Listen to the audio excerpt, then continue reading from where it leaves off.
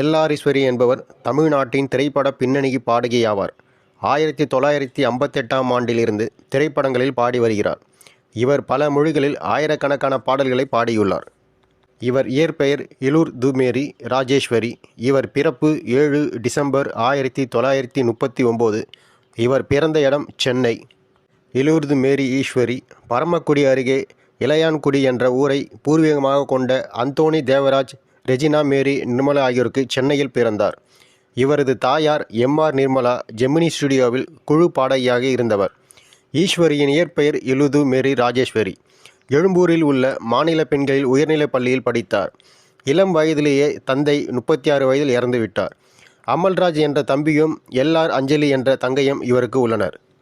இவரது திரை வாழ்க்கை மனோரமா 1954 படத்திற்காக எஸ்.வி. வெங்கட்ராமன் இசையமைப்பில் இன்ப நாளிலே இதயம் பாடுதே என்ற பாடலை ஜிக்கி குழுவினருடன் பாடினார்.